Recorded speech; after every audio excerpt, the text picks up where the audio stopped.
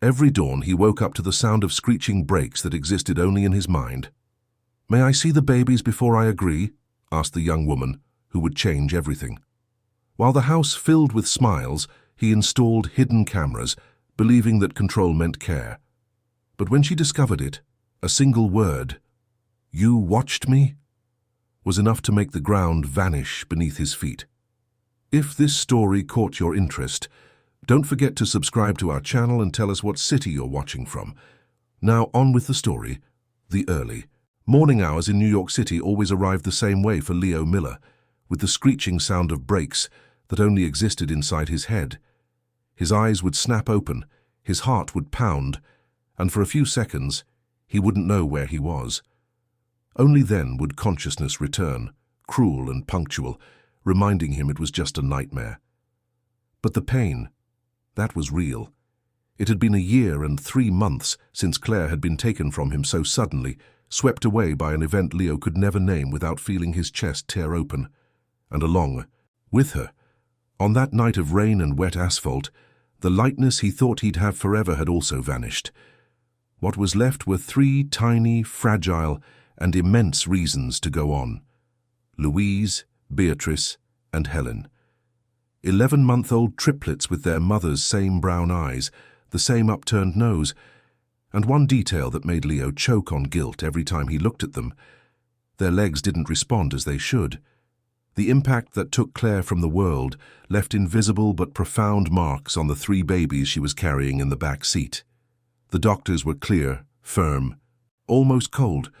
The girls would need constant monitoring, intensive physical therapy, and maybe, just maybe, they'd be able to walk one day. But there were no guarantees. Leo listened.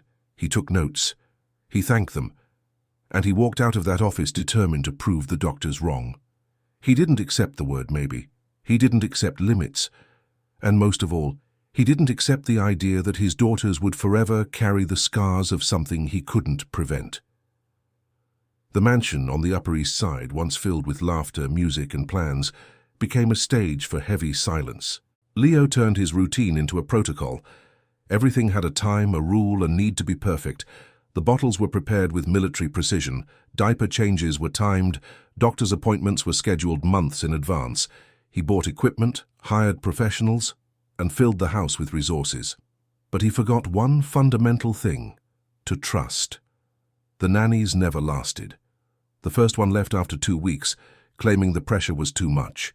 The second invented a family emergency and never came back. The third simply disappeared, leaving a note on the fridge apologizing. The fourth lasted 4 days. The fifth, 3. Leo didn't understand. He paid well, offered great conditions, provided all the support. What more did these women want? But the truth, which no one had the courage to say to his face, was simple. Working for Leo Miller was like living under constant surveillance. He would show up unannounced, ask questions all the time, check every detail, and distrust every move. And the triplets, sensing the tension in the air, grew quieter, more withdrawn, as if they had learned far too early that the world was a dangerous place. Meanwhile, the company Leo had built over 15 years was beginning to crumble in his hands. His partners demanded his presence, his focus, his decisions. Ryan, his closest friend, tried to be understanding but had lost his patience. "Leo, you need to step away for a while, man. Let us steer the ship. Go take care of the girls with a clear head." Frank, the most pragmatic, was blunt. "Either you're back for real, or we're going to have to make decisions without you." And Mark, the youngest, just sighed, annoyed by what he called too much emotion in meetings. Leo knew they were right. But how could he step away from the only 3 people who still made sense? How could he entrust his daughters' lives to strangers when he couldn't even sleep without imagining 1,000 different tragedies happening inside his own home? It was Mrs. Davis, the neighbor from the floor below, who suggested the name. "There's a young woman in the building, works as a housekeeper, but they say she has a special way with kids. I don't know if she'd be interested, but it's worth a shot, right?" Leo jotted down the number without much hope. Another one who would make promises, last a few days and disappear like the rest. When Gabriella Evans rang the doorbell the next morning, Leo almost gave up before even opening the door. She was too young, couldn't have been more than 25. She wore worn but impeccably clean jeans, a simple white blouse, and carried a small backpack. Her hair was pulled back in a tight bun, and her face had a serene, almost shy expression. She didn't smile right away. She just extended her hand and said, with a slight accent from upstate, "Good morning, Mr. Miller. My name is Gabriella." Mrs. Davis said, "You needed some help." Leo invited her in, suspicious. He explained the routine, the rules, the girl's needs. Gabriella listened attentively, nodding, asking few questions. When he finished, she made a request that took Leo by surprise. "Before I accept, I'd like to see the babies. Just to see them. Is that okay?" No one had ever asked that before. Leo led her to the triplets' room. It was a large, bright space, filled with expensive toys that no one used. The three were awake, each lying in her own crib, far too quiet for children their age. Louise stared at the ceiling with a heartbreaking seriousness. Beatrice held her own little hand, distracted. Helen just blinked slowly, as if the world were too exhausting. Gabriella approached slowly, without making a sound. She didn't immediately reach out her arms or use that high-pitched voice adults often use with babies. She just knelt down to their eye level and said softly, "Hi, girls. I'm Gabby. Can I stay with you for a little bit?" And then something happened that Leo hadn't seen in weeks. Louise turned her head toward the voice. Beatrice let out a little sound, something like a giggle. And Helen, the most serious of the three, managed a tiny, timid but real smile. Leo's chest tightened. It wasn't jealousy. It was worse. It was fear. Fear that this young woman could achieve what he couldn't. Fear of needing her. Fear of getting attached. Fear of losing again. Gabriella accepted the job that same day. She would start the following Monday. That night, Leo didn't sleep. He sat in his home office, staring at the walls covered in diplomas and awards, and made a decision he knew was wrong, but felt like the only possible one at the time. He was going to install cameras throughout the entire house, hidden, silent, to ensure nothing bad would happen, to ensure he had control, to ensure he would never be caught by surprise again. He ordered the equipment online. It arrived on Saturday, and he spent all of Sunday installing it. A camera in the living room disguised as a digital clock, a camera in the kitchen embedded in a light fixture, a camera in the hallway inside a smoke detector, and the most important one, a camera in the girls' room hidden in a teddy bear lamp on the dresser. Everything recording straight to the cloud, accessible from his phone at any time. When he was done, Leo sat on the sofa and looked at his handiwork. Part of him knew it was an invasion of privacy, but the stronger part, the part that still woke up sweating every morning, told him it was survival. On Monday, Gabriella arrived promptly at 7 a.m. Leo explained the routine one more time, handed her a list of emergency numbers, and left for the office with a heavy heart. But this time he wasn't really going to work. He locked himself in an empty conference room, opened his phone, and started watching. What he saw in the first few minutes made him even more tense. Gabriella wasn't following the routine he had laid out. She picked up Louise, talked to her while changing her diaper, and made silly faces that drew out a giggle. Then she went to Beatrice, laid her on the living room rug, and began moving her legs gently, as if they were playing a game. With Helen, she sang an old folk song, the kind a grandmother sings, while giving her the bottle. Leo was about to call to tell her to stop, to say that wasn't how it was done. But something stopped him. The girls were responding. They were alive. In the following days, the routine became something else entirely. Gabriella woke the triplets calmly, letting each one move at her own pace. She prepared their bottles while singing. She laid out a colorful play mat in the living room, the same one Leo had bought and never had the courage to use. She placed the girls on their tummies, one at a time, for short intervals, always staying at their eye level, encouraging them. She'd place a stuffed bear a few inches in front of them, so they would try to reach for it. She gave them gentle circular massages on their legs, with a care that seemed technical, not improvised. Leo watched everything on his phone, torn between suspicion and something he hadn't felt in a long time: hope. It was on Thursday that it started to click. Gabriella was encouraging Beatrice to roll over, using a colorful ball as motivation, when Leo realized her movements weren't random.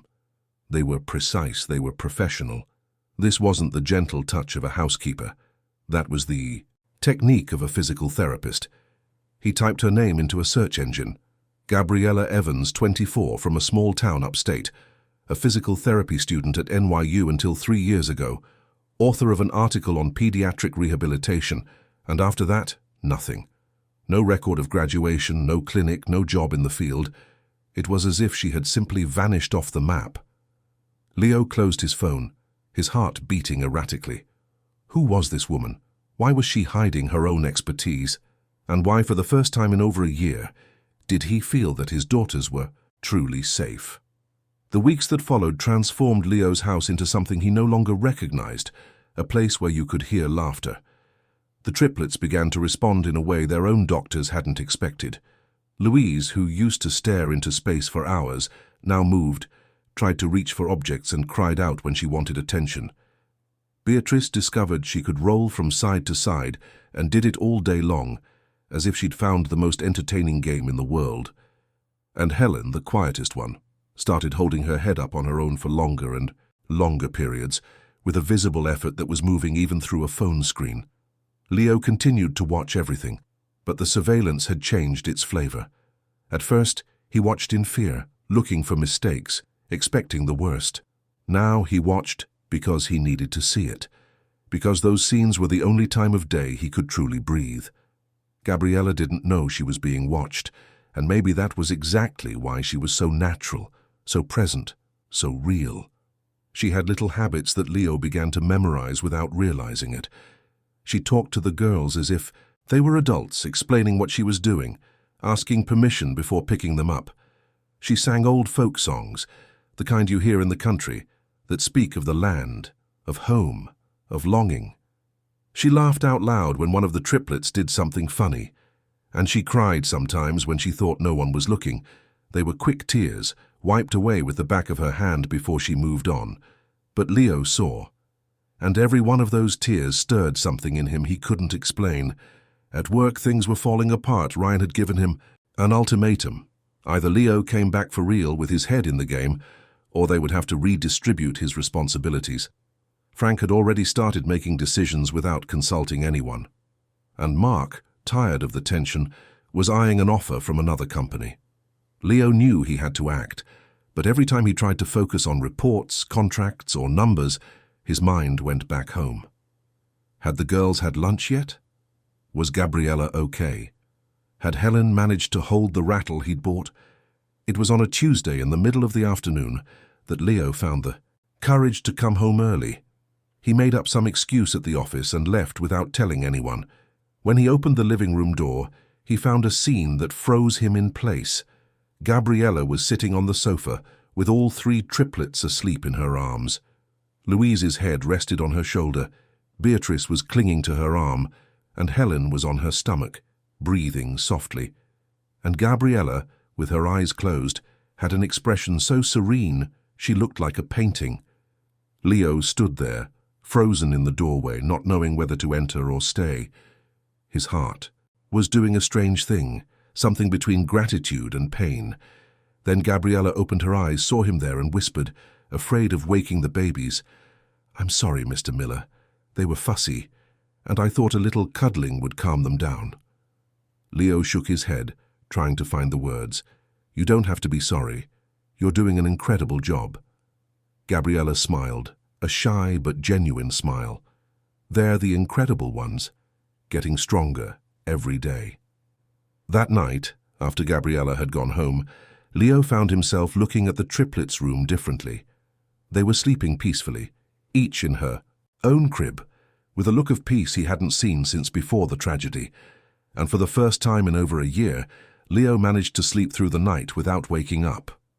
But the peace was short-lived. The following Friday, Leo was at the office when he received a call from an unknown number. It was a woman who identified herself as Gabriella's former classmate from college.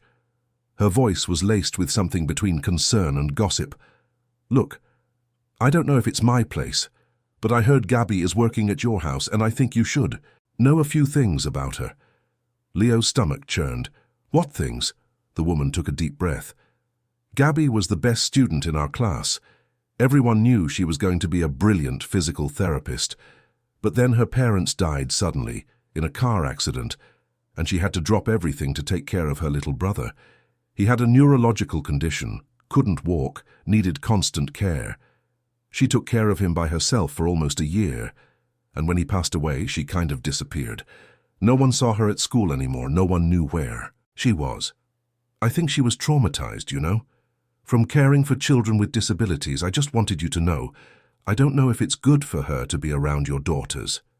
Leo hung up the phone, his hand trembling. The weight of all these discoveries at once was too much. Gabriella had lost her parents. She had cared for a sick brother alone. She had given up her dream of being a physical therapist, and now here she was, in his house, caring for 3 babies with reduced mobility. Why? For money? Out of guilt? For some kind of redemption he couldn't understand? He went home that day with a chest full of questions. He found Gabriella in the kitchen preparing the girls' dinner. She was humming softly, stirring the baby food with a wooden spoon. When she saw Leo, she smiled, but the smile faded when she saw his expression. "Gabriella, we need to talk." She turned off the stove, wiped her hands on a dish towel, and turned to him, her face pale. "Did something happen to the girls?" "No. The girls are fine. But I need to know something. Why didn't you tell me? You studied physical therapy." The silence that followed was heavy.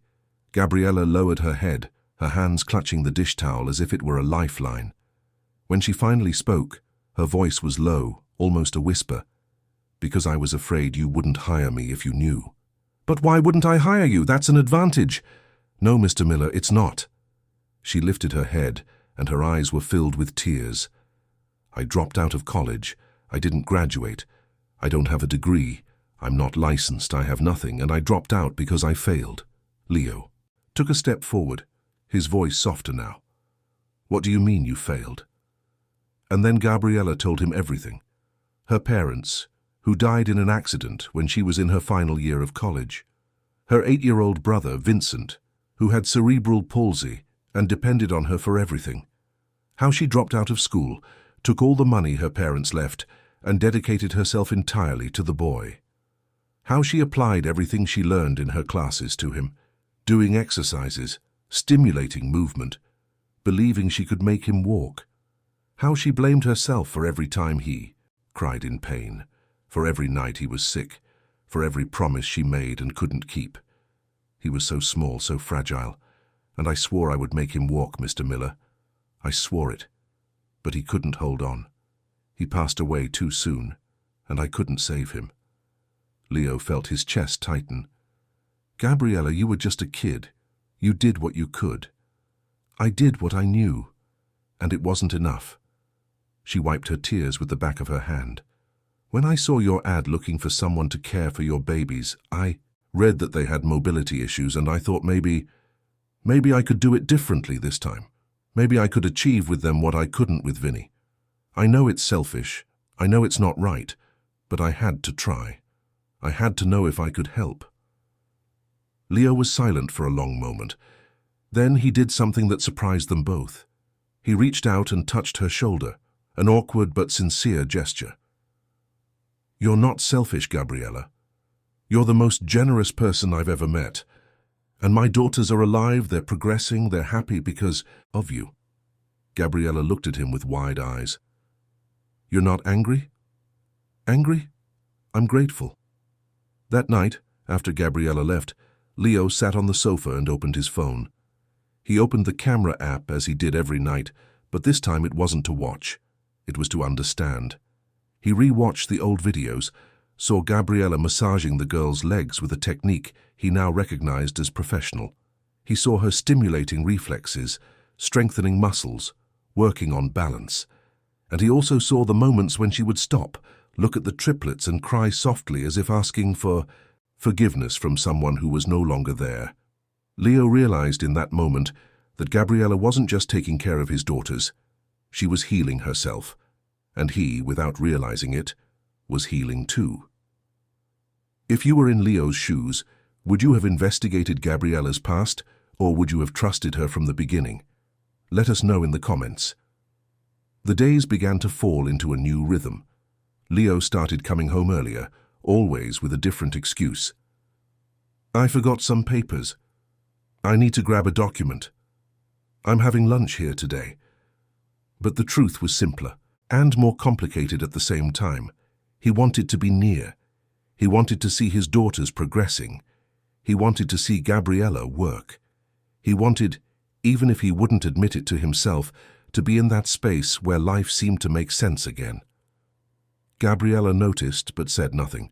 She just continued with her work, now a little more at ease, talking more, explaining what she was doing. Look, Mr. Miller, Louise managed to hold her rattle for almost 10 seconds today.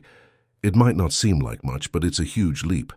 Or if Beatrice is using her little arms to pull herself forward, she'll be crawling before we know it.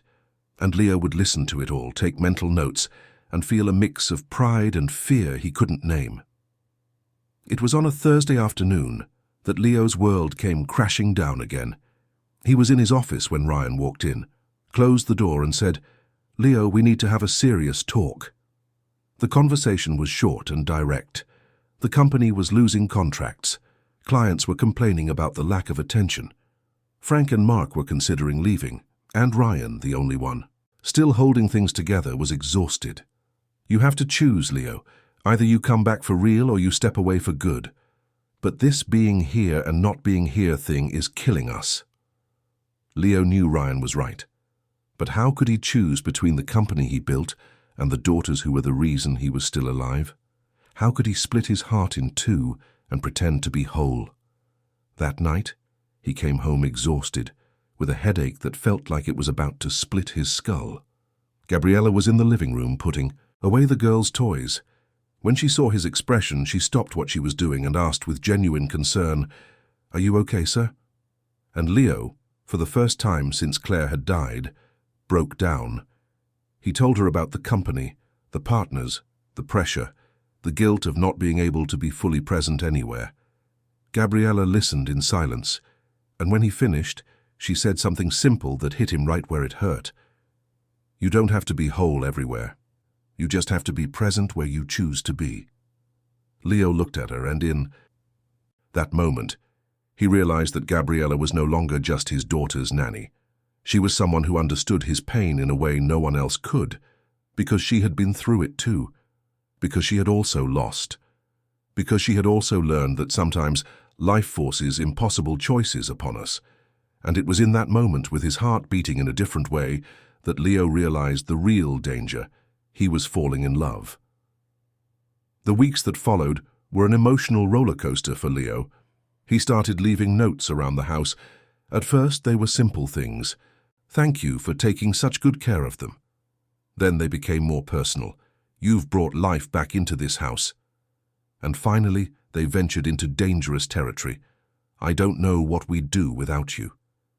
Gabriella would read the notes, put them in her pocket and say nothing. But Leo saw through the cameras the way she smiled when she found one. He saw how she reread it before putting it away. And that fed something inside him that had been starving for far too long. He started buying her things. At first they were discreet gifts: hand cream, a chocolate bar, a book on child development. Then they became more obvious: a bottle of perfume, a new pair of shoes, a winter coat. Gabriella accepted everything with embarrassment, thanked him quietly, and tried to refuse. But Leo insisted, always with the same excuse: "You deserve it. You take such good care of my daughters." But the truth was different. Leo was trying to get closer without having the courage to say what he really felt. The triplets, meanwhile, were flourishing. After 7 months under Gabriella's care, they were no longer the same scared, fragile babies from the beginning. Louise could sit up on her own for long periods, supporting her own weight with confidence. Beatrice had discovered crawling and spent her days exploring every corner of the living room. And Helen, the most cautious, was starting to pull herself forward with her arms, with a determination that would move anyone who saw it. The doctors couldn't believe their progress. They scheduled extra appointments, ordered new tests, and asked questions Leo didn't know how to answer. "What are you doing at home? Is there some intensive therapy? Who is the professional in charge?" Leo would deflect, saying it was just routine care and love. But he knew it was so much more than that. It was Gabriella. It was the way she turned every moment of the day into an opportunity to stimulate, strengthen, and grow. It was technique disguised as play, physical therapy hidden in affection. But while the triplets' lives were improving, Leo's professional life was collapsing for good. Ryan, tired of holding everything together alone, took a leave of absence for stress. Frank took over operations and started making decisions Leo would never have approved. And Mark accepted the offer from the rival company, taking 3 major clients with him. The company Leo had spent 15 years building was unraveling in his hands, and he, for the first time in his life, wasn't sure if he cared. It was on a Friday, late in the afternoon, that everything changed. Leo had come home early, as he often did lately. He found the triplets sleeping in their cribs and Gabriella in the living room, organizing toys. He sat on the sofa, exhausted, and before he could stop himself, he said something he'd been holding back for weeks. "Gabriella, I need to ask you a question." She stopped what she was doing and turned to him, her eyebrows furrowed. "Go ahead, Mr. Miller. Do you plan on staying here with us for a long time?" Gabriella was silent for a few seconds, as if weighing her words. "I don't know, Mr. Miller. I'd like to, but I don't know if I can." "Why?" "Because I'm behind on my rent. I'm about to be evicted from my apartment, and I have nowhere to go." Leo's heart raced. It was the perfect opportunity, or the worst decision of his life. "Move in here, the house is big, there are spare. There are rooms. You can have the guest room, use it however you want, and I'll raise your salary. You won't have to worry about rent or bills or anything." Gabriella looked at him with a mix of surprise and suspicion. "Mr. Miller, I can't accept that." "Why not?" "Because it's not right. I'm an employee here, I'm not part of the family." Leo took a step forward, his voice more intense than he intended. "But you are. You are part of this family, Gabriella. The girls love you. They call you Mama. And I need you here." The silence that followed was charged with everything that wasn't being said. Gabriella looked away, her cheeks flushing. "Mr. Miller, I think you're confused. You've been alone for a long time. You're tired. I'm in love." The words tumbled out before Leo could stop them, and once they were out, there was no taking them back. Gabriella's eyes widened. She took a step back, her breath catching. "You don't know what you're saying." "I know exactly what I'm saying. I fell in love with you, Gabriella, for the way you care for my daughters, for the way you brought life back to this house, for the way you make me want to wake up in the morning. And I know it's complicated, I know it's too soon, I know you might not feel the same. But I had to tell you." Gabriella shook her head, her eyes filling with tears. "I can't, Mr. Miller. I can't do this. I'm not enough. I'm not his wife. I'm not your daughter's mother. I'm nothing but a housekeeper who didn't even finish college." Leo went to her, gently holding her shoulders. "You are everything. You are the most incredible person I've ever met. And I'm not asking you to replace anyone. I'm asking for a chance to build something new." At that moment, one of the triplets started crying in the other room.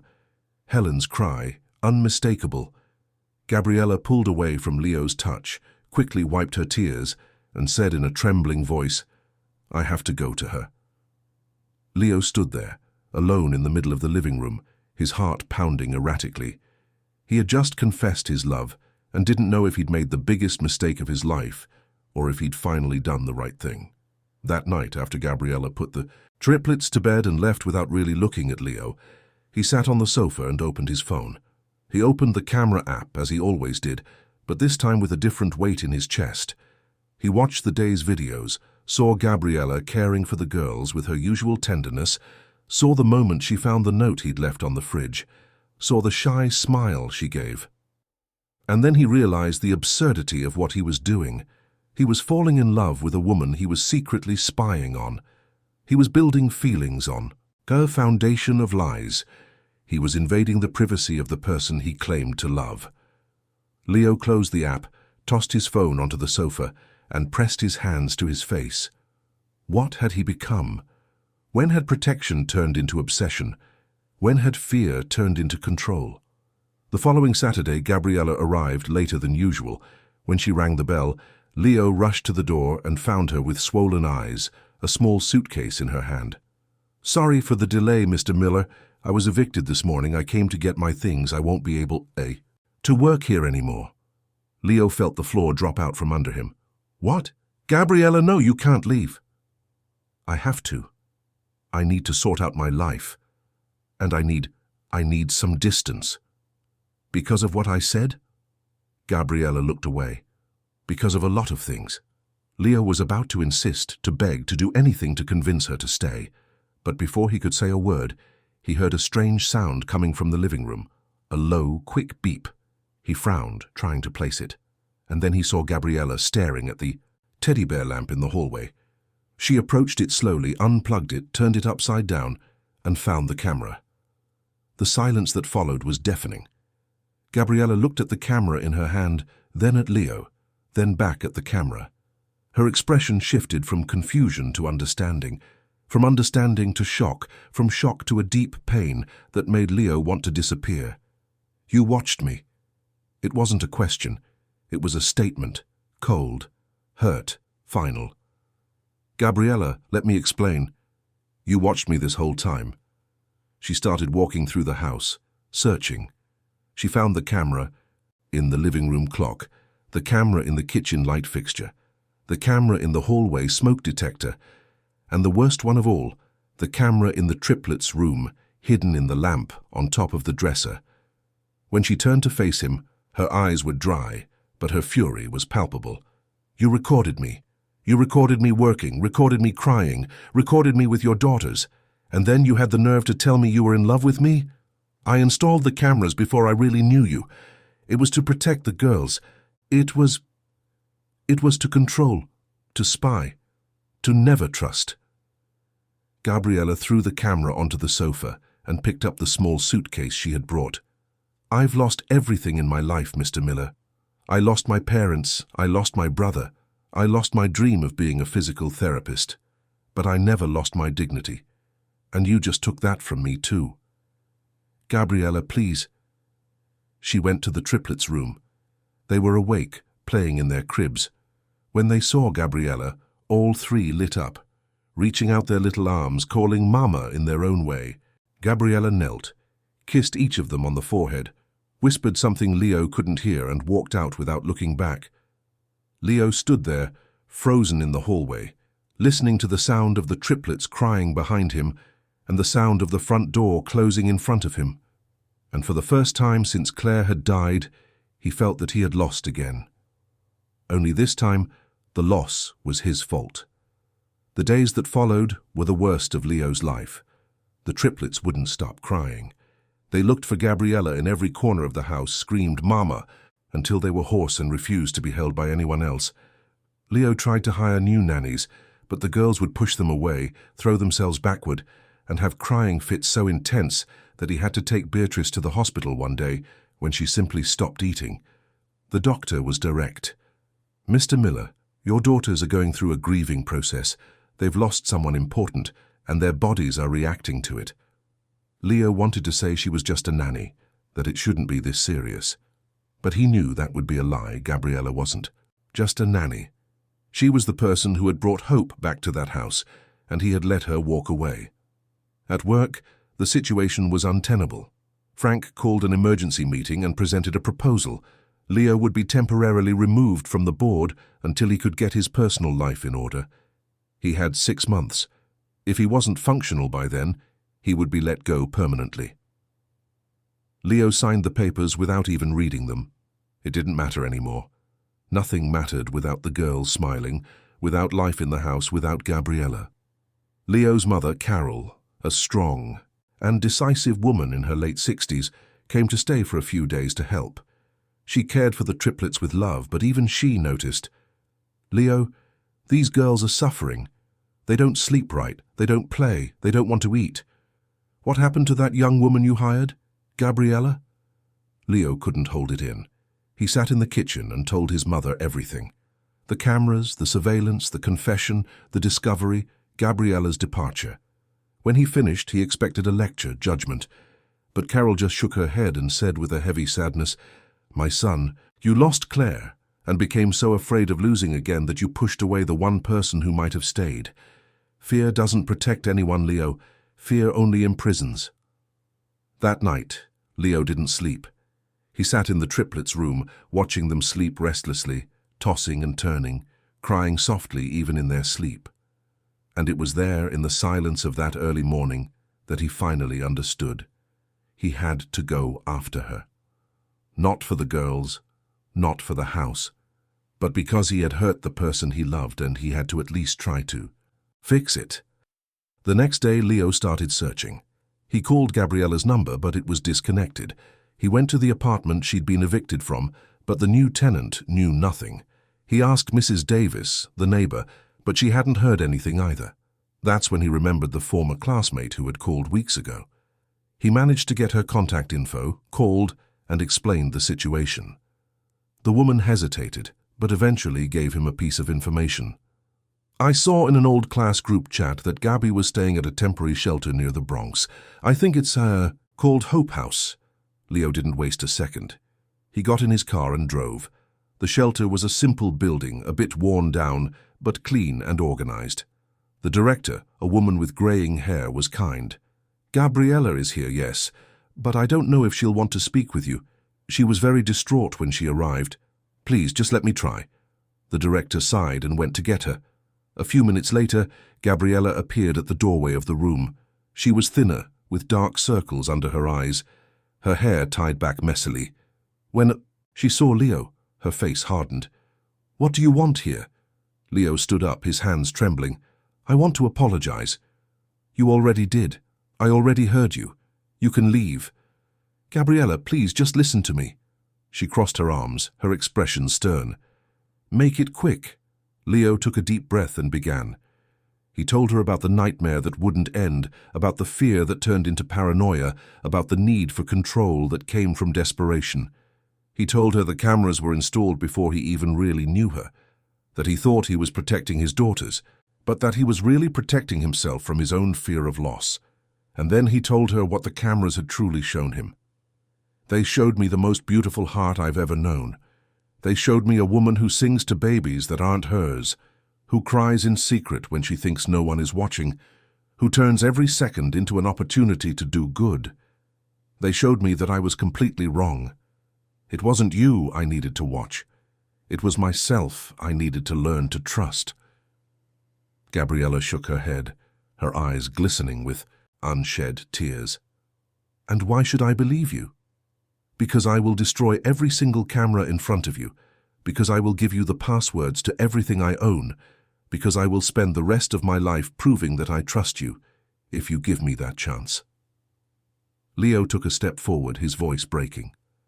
"And because I love you. Not the love you feel for someone who takes care of you, but the love you feel for someone you want to take care of too.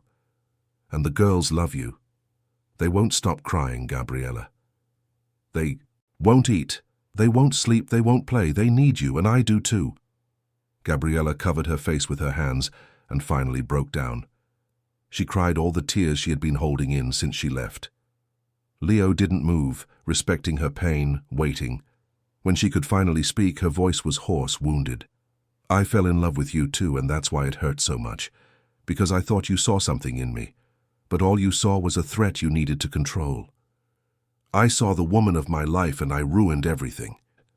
Because of fear. But if you give me a second chance, I promise I'll do things differently." Gabriella looked at him for a long moment, and then, her voice still trembling, she asked, "How are the girls?" "Broken. Just like us." She wiped her tears with the back of her hand. "Can I see them? You can come home." Gabriella hesitated. "I don't know if I can trust you again. Then I'll have to earn your trust, every single day, until you believe me." That night, Gabriella came home. Leo had asked his mother to stay with the triplets in the living room. When Gabriella walked in, the three of them were on the playmat, quiet, as if they had given up hope. But when they saw her, it was as if the entire world lit up at once. Louise started screaming, pulling herself forward with her arms as fast as she could.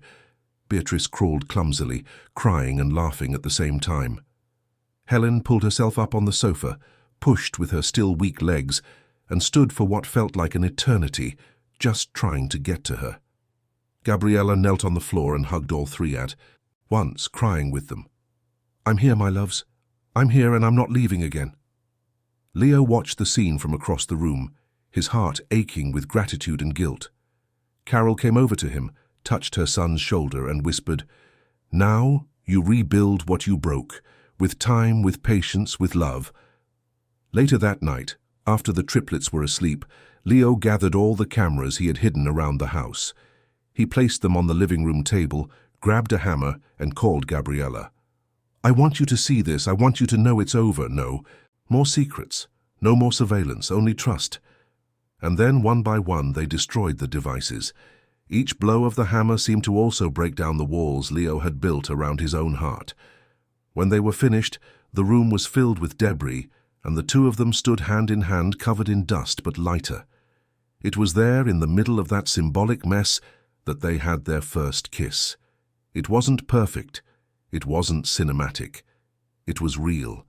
It was filled with forgiveness, hope, fear, and courage all at once. In the weeks that followed, Leo made decisions that changed everything. He decided to pay for Gabriella to finish her physical therapy degree. She accepted, but on one condition, that they build their relationship at their own pace, without rushing, without pressure. That trust would be re-earned day by day. Leo agreed.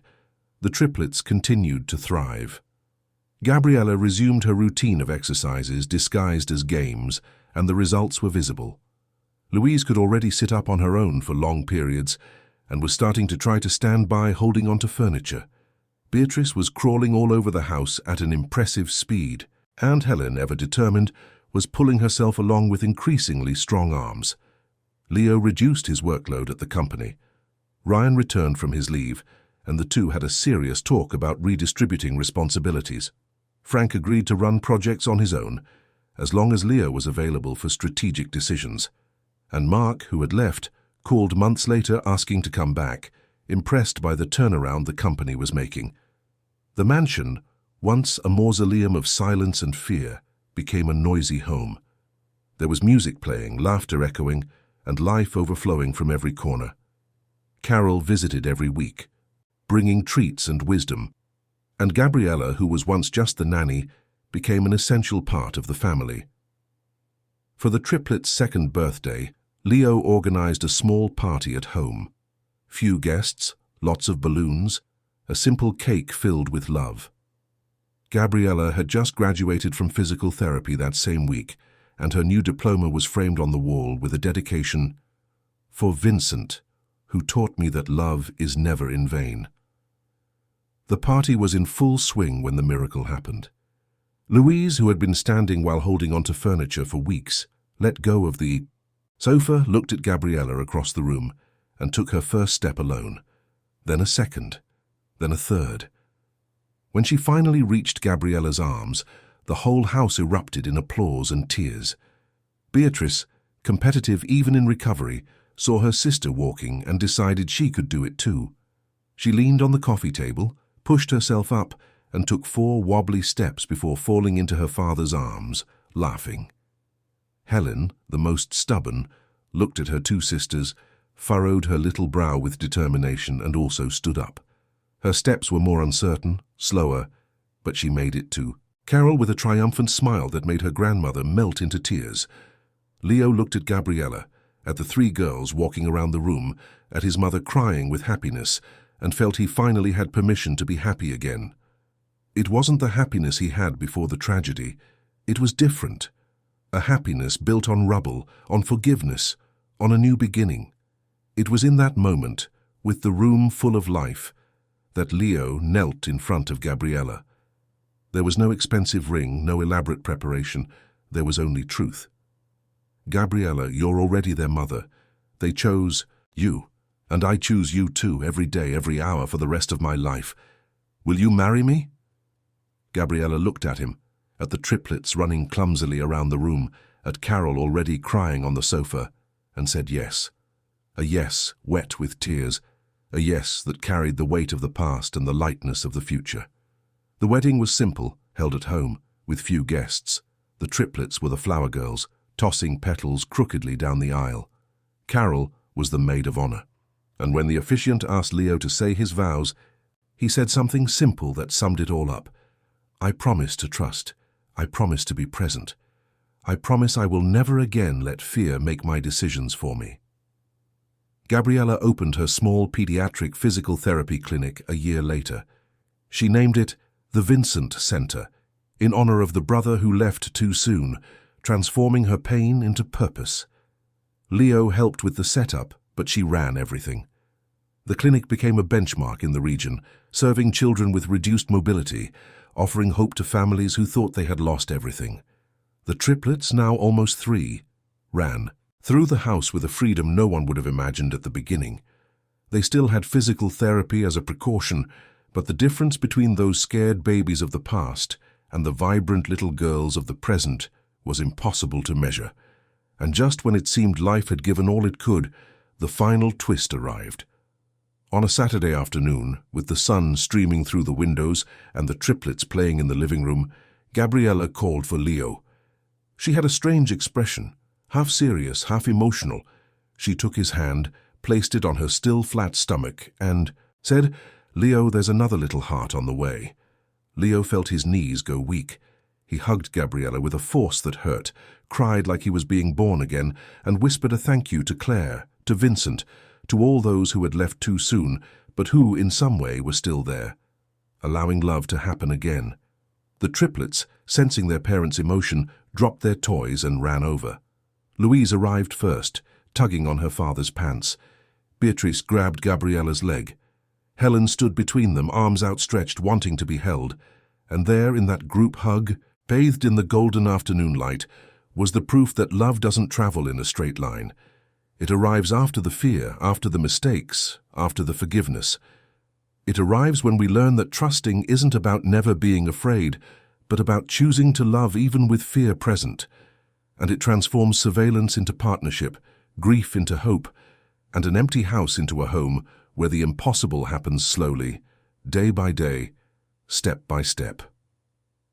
Dear listeners, we hope the story of Leo and Gabriella has touched your heart.